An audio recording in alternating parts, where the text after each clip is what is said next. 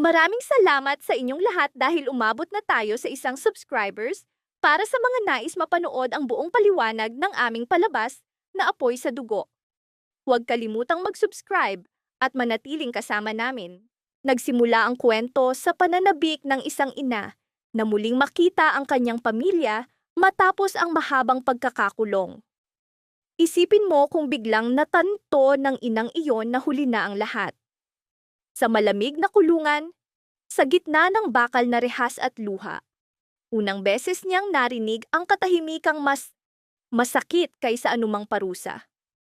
At ang taong minsan niyang sinubukang iligtas ay siya ring naging sanhi ng pagbagsak ng kanyang pamilya.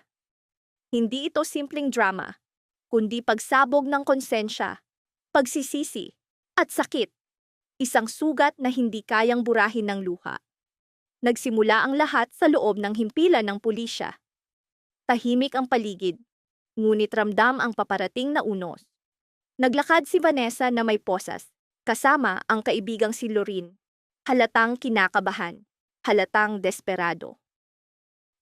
3 oras lang ang ibinigay ng hukom, sabi ni Lorin. 3 oras upang makita ang pamilya, humingi ng tawad, at subukang ayusin ang pusong matagal nang napabayaan. Ngunit sa totoo lang, maliit ang 3 oras kumpara sa pagkakamaling dala ng isang buong buhay. Habang naglalakad, sinubukan ni Lorin na kumbinsihin ang mga pulis. Magalang, mapagpakumbaba, halos nakikiusap. Sir, baka pwede nang tanggalin ang posas, hindi tatakas ang kaibigan ko. At dito lumitaw ang mapait na katotohanan ng kuwento. Gaano mo man gustong ipagtanggol ang isang tao, gaano mo man sabihing mabuti siya, darating ang araw na ang kanyang mga gawa ay magbubuklod sa kanya ng tanikala. Ngunit pumayag ang pulis, tinanggal ang posas. Sa maikling sandaling iyon, muling nakahinga si Vanessa bilang tao, hindi bilang bilanggo. Huwag kang gagawa ng gulo. Simpleng linya, ngunit mabigat. Sapagkat madalas, ang pinakamalaking gulo ay nangyayari sa loob ng sarili. Tahimik si Vanessa habang naglalakad sa pasilyo. Wala ng kayabangan, wala ng pagtatanggol. Hindi na siya ang babaeng laging matatag, laging kontrolado, laging inuuna ang iba kapalit ng sarili. Hindi na. At saka nagsimulang mabasag ang emosyon. Pagpasok sa silid, nakita niya ang anak, at sa isang iglap naglaho ang lahat ng tapang. Hindi na siya matatag na babae, kundi isang ina. Wasak, pagod, sugatang ina. At ang mga luha? Hindi dramatiko, hindi malakas na iyak, kundi tahimik na panaghoy ng pusong gumuho sa katahimikan. Pinakamasakit ang sandali kung kailan unang nanginginig ang tinig, saka nababasag. Ang ina ay hindi kailanman mawawala. Nandito ako, magpakailanman. Ngunit ang pinakamasaklap na katotohanan, binibigkas ang mga salitang ito kapag alam mong matagal ka nang wala. At doon tuluyang bumigay si Vanessa. Anak, patawarin mo ako? Wala nang lakas, wala nang depensa, gumuho ang lahat sa isang sandali. Patawarin mo ako, hindi ko natupad ang pangako ko sa iyo. Dito, tunay na tumama ang kwento sa puso. Sapagkat hindi ito simpleng paghingi ng tawad. Ito'y uri ng pagsisisi na nagpupuyat sa gabi dahil alam mong sariling mga kamay mo ang sumira sa pamilya. Inuna ko ang ibang tao. Diretsong linya, walang palusot, walang dahilan. At dito naging malinaw na alam ni Vanessa kung saan siya nagkulang. Hindi pera, hindi pagsisikap, kundi presensya. Nawala siya sa mga problema, sa kayabangan, at sa impluwensya ng maling tao. Hanggang sa isang araw, nagising siyang malaki na ang mga anak, ngunit hindi niya sila kilala. Nakalimutan kong kailangan ako ng mga anak ko. Ang sakit ay hindi lamang matalim, kundi para bang may kamay na dahan-dahang pumipisil sa dibdib. Sapagkat maraming magulang ang kayang magbigay ng pera, pumili ng regalo, ngunit hindi lahat ay kayang magbigay ng oras. At iyon ang nawala kay Vanessa. Umiyak siya at nanatiling tahimik ang anak. At madalas, Ang tahimik na anak ang pinakanakakatakot sapagkat ibig sabihin matagal na silang nasasaktan. Habang umuusad ang eksena, lalo pang lumalim ang emosyon. Walang musika, walang palabas. Sapat na ang basag na tinig. Patawarin mo ako, anak. Patawarin mo ako sa pagkakamali ng isang ina. Paulit-ulit, sapagkat alam niyang walang salita ang makakapagpagaling sa sugat ng mga nawalang taon. At bilang tagapanood, mapipilitan ka ring mag-isip hanggang kailan maaaring humingi ng tawad, sapagkat may mga sugat na hindi na gumagaling sa kapatawaran. Ngunit hindi pa ito ang wakas, sapagkat habang umiiyak si Vanessa, may isa pang pusong nababasag. Biglang may narinig na ibang tinig. Nanginginig, puno ng luha. Napakarami niyang pangarap. At dito nagbago ang eksena. Hindi na lamang ito tungkol sa pagkakasala, hindi na lamang kuwento ng isang inang nawala. Ito'y sakit na hindi na maibabalik. Dapat sana ay magtatapos siya. Bawat salita ay tumatagos na parang patalim. Sapagkat dito, hindi lamang tao ang nawala, kundi ang kinabukasan, ang mga pangarap. Akala ko, ipakikilala kita, Diyos ko. Isang simpleng pangarap na biglang naging imposible. At dito lumitaw ang kalupitan ng buhay, kung saan hindi lamang tao, kundi pati bukas ay nawawala. Pinakamatindi ang sandali kung kailan hindi naghihintay ang isang tao na maghilom ang lahat bago sumugod. Sila'y sumusugod kapag lahat ay wasak na sa loob. Paulit-ulit, para bang pilit tinatanggap ngunit tumatanggi ang puso. At dito, naging malinaw. Madalas nagigising lamang ang tao kapag may nawala ng tuluyan. Kapag wala ng pagkakataon, kapag alaala na lamang ang natitira. Sa bawat luha, hindi lamang ang mga tauhan kundi pati ang tagapanood ay nadadala pababa. Dito, naging malinaw na ang kwento ay hindi lamang tungkol sa krimen o drama. Isa itong refleksyon ng mga ugnayang nasira, winasak ng kapabayaan. Ngunit sa gitna ng mga luha, biglang sumabog ang tensyon. Isang matalim, galit na tinig ang narinig. Sino ang nagsabi sa'yo na pumunta rito? Agad na tumigil ang lahat. Tumigil ang luha, ang dalamhati ay naging takot. At dito naging malinaw na mas malaking unos ang paparating. Sapagkat sa mundong ito, hindi sapat ang paghingi ng tawad. Madalas doon, nagsisimula ang tunay na tunggalian. Nanatiling tahimik ang babae. Ang katahimikan ay mas nakakatakot sapagkat puno ng galit ang kanyang mga mata. Malinaw na hindi ito karaniwang pagtatalo, kundi sugat na naipon sa loob ng maraming taon. Yakap ni Vanessa ang anak at dahan-dahang tumayo. Takot ang nasa kanyang mukha, ngunit naroon din ang pagkakasala. Para bang alam niyang eksakto kung sino ang nasa harap niya at bakit naglalagablab ang galit. Sino ang nagsabi sa iyo na pwede kang pumunta rito? Ha? Sa pagkakataong ito, mas matalim ang tinig, nanginginig sa emosyon. Kumalat ang tensyon sa paligid. Lumingon ang mga guwardiya, umatras ang bata, at nanatiling nakapako si Vanessa. Sapagkat madalas, gaano ka man kalakas, isang pangalan, isang mukha, isang pagkakamali ang kayang magwasak ng lahat ng depensa. Wala ka bang awa? Pagkatapos ng lahat ng ginawa mo, nagkaroon ka pa ng lakas ng loob na pumunta rito? Dito naging malinaw na hindi pa tapos ang bangungot ni Vanessa. Akala niya pinakamahirap ang umamin sa anak. Ngunit ang tunay na pagsubok ay harapin ang mga taong minsan niyang nasaktan. Sumigaw ang babae, humiyaw, pilit siyang pinipigilan ng kanyang mga kasama ngunit nabigo. Para bang ang galit na naipon sa loob ng maraming taon ay tuluyan ng sumabog. Ngayon ka umiiyak? Ngayon ka humihingi ng tawad? Ang linyang iyon ay tumama na parang sampal. Walang palusot, walang takas. Boom! Sa sandaling iyon naging malinaw na hindi pa tapos ang bangungot ni Vanessa. Akala niya pinakamahirap ang umamin ng pagkakamali sa anak. Ngunit ang tunay na hamon ay harapin ang mga sugatang tao dahil sa kanyang mga desisyon. Ang babae sa kanyang harapan ay sumisigaw sa gitna ng luha, hindi mapigilan ng kanyang mga kasama. Matagal nang nakabaon ng galit at ngayoy sumabog. Ngayon ka umiiyak? Ngayon ka humihingi ng tawad? Tumama ang mga salita na parang tuwirang dagok, walang puwang para sa pagtanggi. At totoo nga, madaling humingi ng tawad kapag wasak na ang lahat, kapag trauma at alaala na lamang ang natitira. Sa sandaling iyon, bumaha sa isip ni Vanessa ang nakaraan. Mabilis, magulo, para bang hinahabol siya ng sariling konsensya. Lagi siyang abala sa problema ng iba, sa laban ng iba.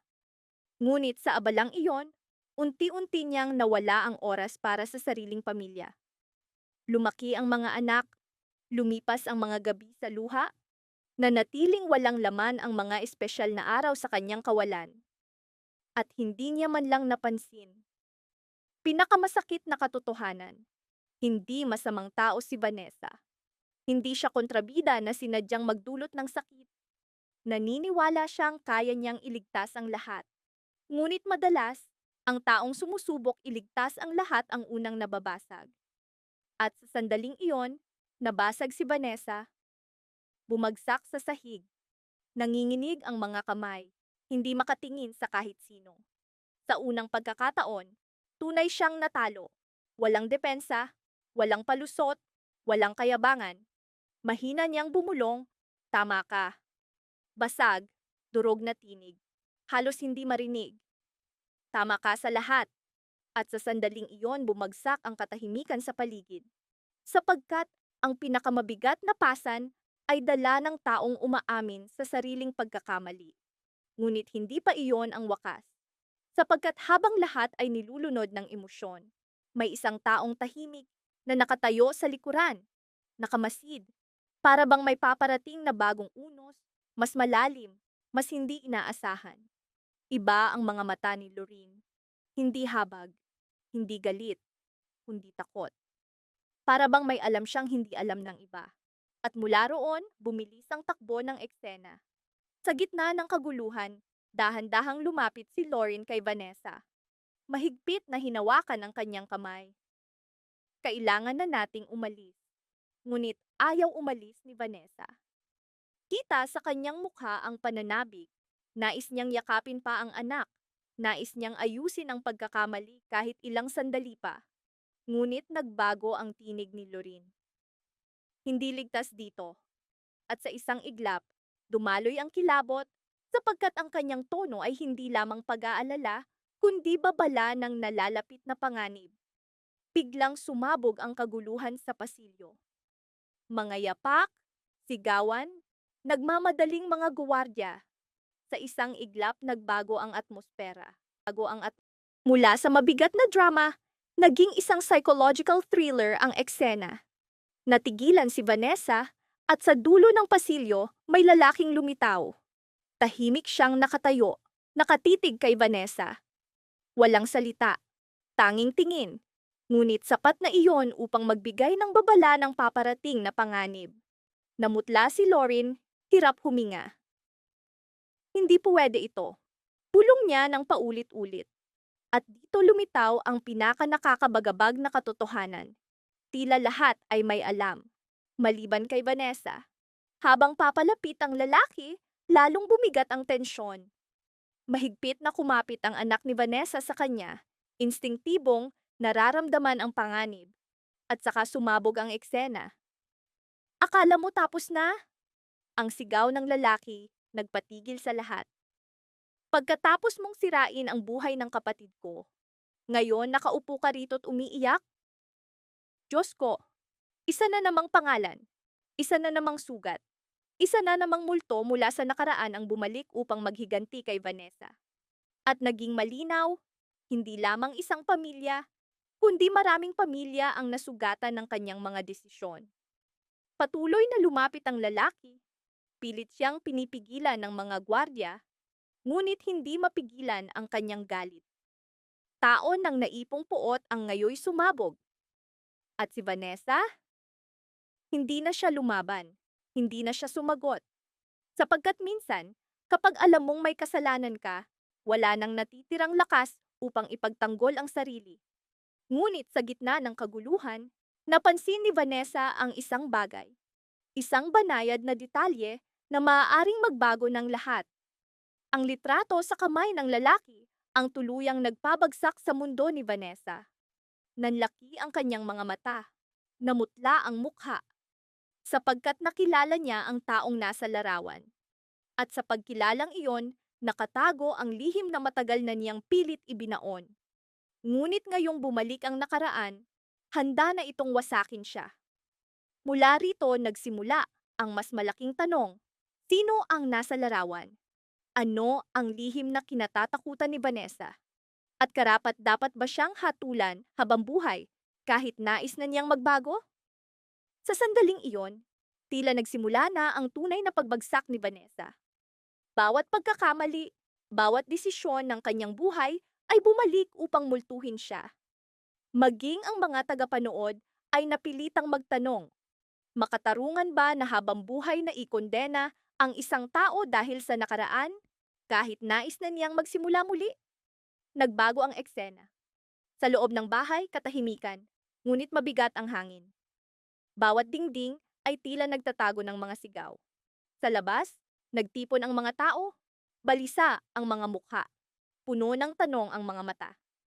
At sa loob, nakaupo si Sylvia, tuluyang gumuho. Ma'am Sylvia, maraming bisita ang naghihintay sa labas. Handa na po ba kayo? Isang simpleng tanong, ngunit tumagos sa kanyang puso na parang patalim. Dahan-dahan siyang tumingin sa salamin. Hindi na niya nakilala ang sariling refleksyon.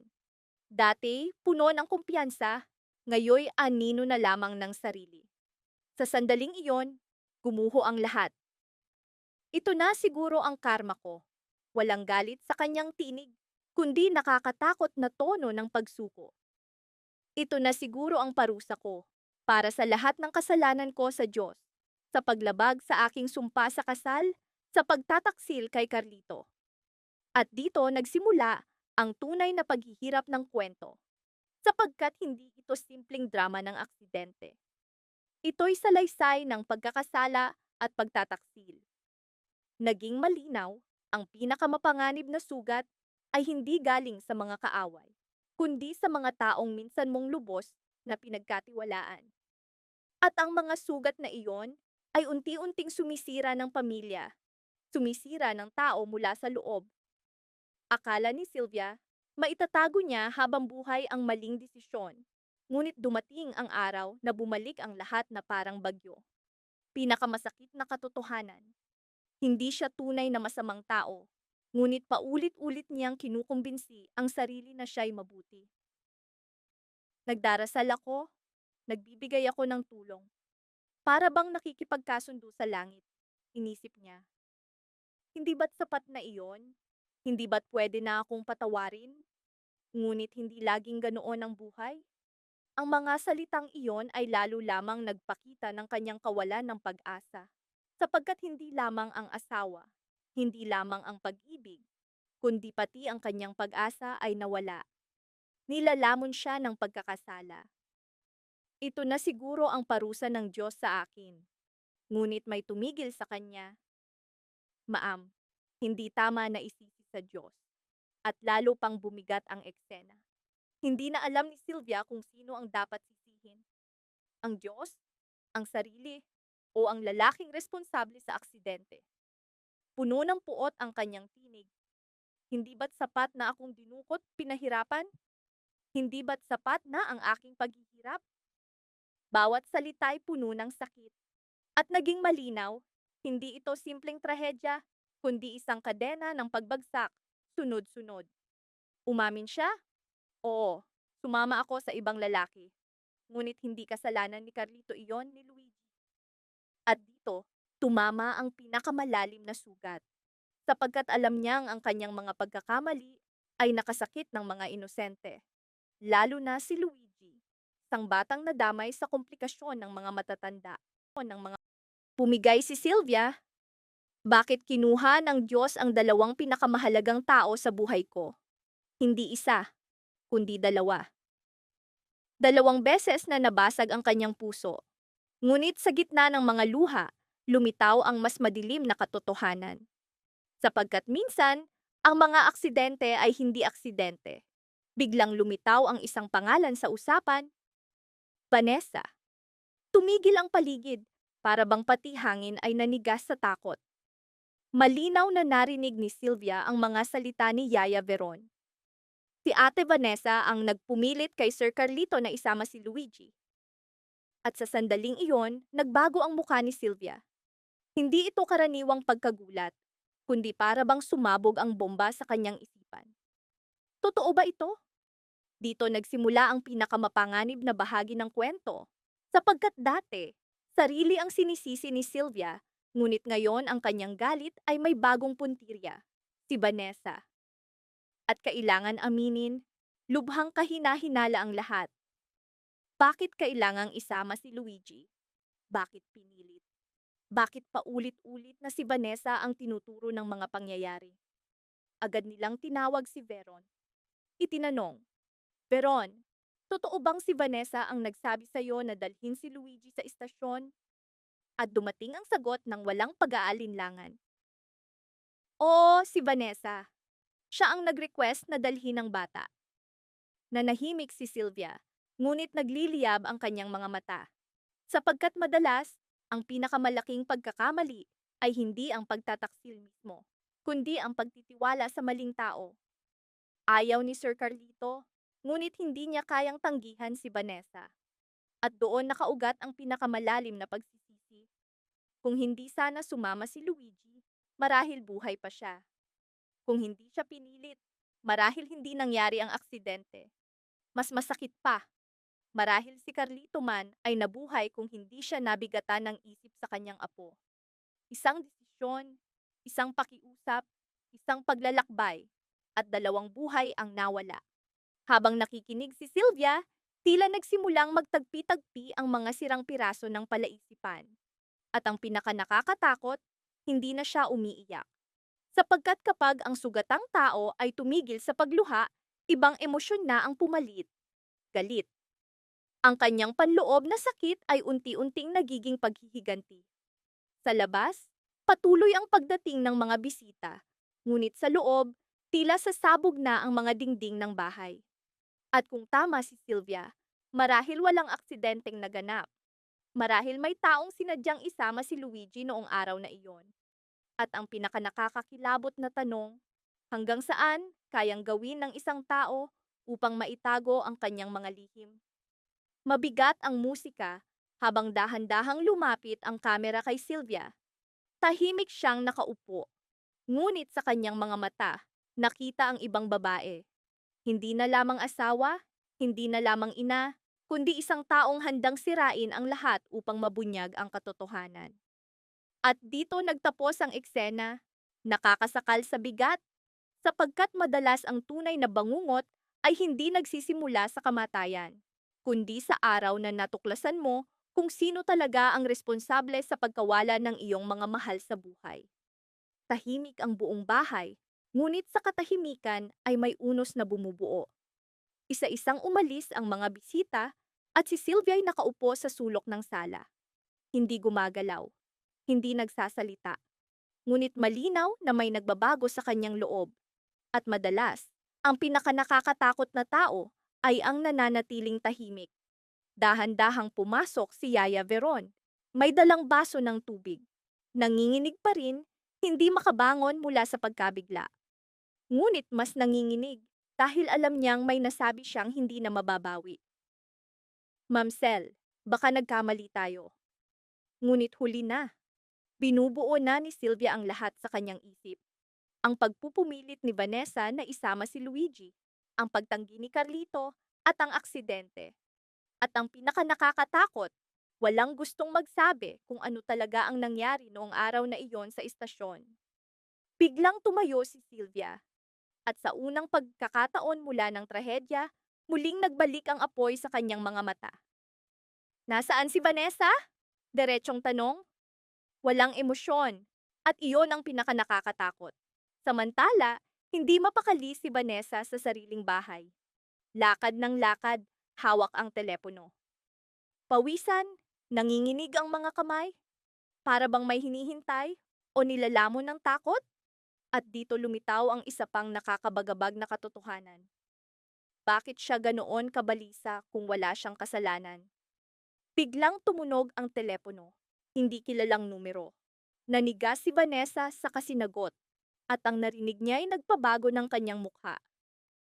Hindi mo sinabi sa akin na may kasamang bata si Carlito. Katahimikan. Ngunit ang katahimikan ay parang sandali bago ang pagsabog. Sino ka? Boom! Natapos ang tawag. Walang paliwanag, walang sagot. Ngunit sapat na iyon para kay Vanessa, sapagkat bumabalik na ang bangungot na pilit niyang iniiwasan. Habang lumalaki ang takot ni Vanessa, lalo namang lumalalim ang hinala ni Sylvia, hindi na siya umiiyak. Ngayon siya'y nag-iimbestiga. At kailangang aminin, kapag ang isang babaeng nawala ang asawa at apo ay nagsimulang maghanap ng katotohanan, kaya niyang lumakad sa impyerno mismo.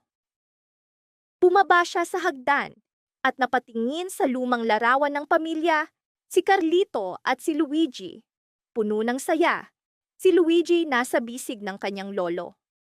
At sa sandaling iyon muling gumuho si Sylvia. Sapagkat gaano man kalaki ang galit niya kay Vanessa, alam niyang siya man ay may kasalanan. At iyon ang pinakamasakit, galit sa iba, ngunit hindi kayang patawarin ng sarili. Samantala, sa madilim na paradahan nakaupo ang isang lalaki sa loob ng kotse. Sa kanyang kamay, isang lumang litrato ni Luigi. Biglang nagliwanag ang telepono. Sa screen, lumitaw ang pangalan, Vanessa. Hindi niya sinagot, ngunit dahan-dahan siyang ngumiti. Hindi ngiti ng saya, kundi ngiti ng taong alam na malapit ng mabunyag ang katotohanan. At doon biglang natigil ang eksena. Mabigat ang musika habang si Vanessa'y hirap huminga sa takot. Samantala si Sylvia'y dahan-dahang lumalapit sa katotohanan. Ngunit nananatiling tanong, aksidente lang ba talaga ang nangyari? Paano kung may taong sinadyang patahimikin si Carlito? At bakit tila si Luigi ang naging pinakamalaking hadlang sa kanilang plano? Lalong naging komplikado ang sitwasyon nang isang pulis ang palihim na lumapit kay Sylvia ng gabing iyon. Ma'am, may ipapakita ako sa inyo, ngunit walang ibang dapat makaalam. At inilapag niya ang sirang cellphone sa mesa, ang teleponong natagpuan umano sa lugar ng aksidente. Telepono ni Carlito. Maraming salamat sa panonood ng buong video. Para mapanood ang susunod na episode explanation, huwag kalimutang mag-subscribe sa Series Explained PH channel.